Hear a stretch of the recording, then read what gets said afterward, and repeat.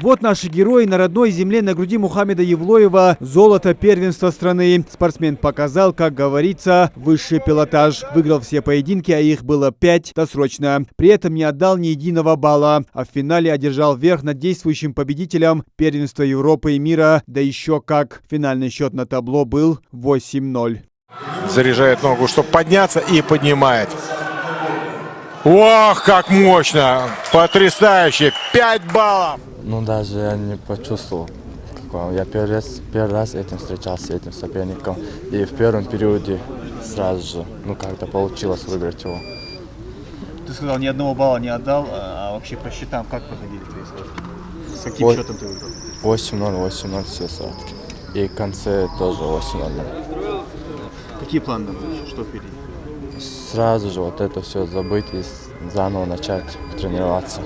Одной победы не хватило до золота Мухаммеду Хациеву. 4 схватки он уверенно выиграл, а в финале проиграл. Говорит, поздно включился в борьбу. Но все еще впереди у борца есть все шансы попасть на первенство Европы. Надо было с первой секунды начинать, а я не сразу включился. Да, не успел. Бронзой отметились Алан Амриев и Исмаил Барахоев. До полуфинала қосуат керез, қой досрочный автор. Тахдал энди лаханс. Илгуцу лах тренок жиляр хаусу дал энди лаханс. Халиш каспийский турнир ютха.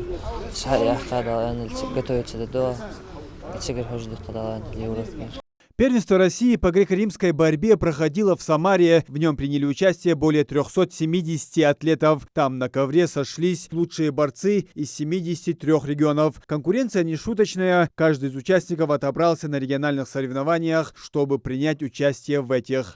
Результат, можно сказать, отличный, потому что, учитывая конкурентоспособность и те составы, те регионы, которые заявились на это первенство. По итогам первенства России будет комплектоваться команда для дальнейшего выступления на первенство Европы и первенство мира.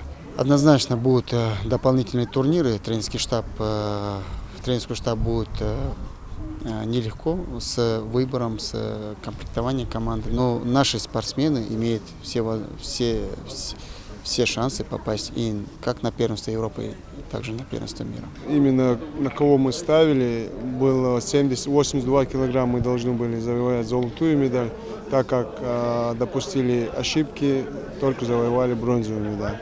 87 килограмм уверенно прошелся Евлоев Мухаммед в своей сетке. Всего Ингушетию представили 10 борцов, 4 из них поднялись на победный пьедестал, а это почти каждый второй. Все атлеты представляли спортивный клуб «Ади Ахмат». Муслим Ганиев, Мухаммед Белакиев, Новости 24.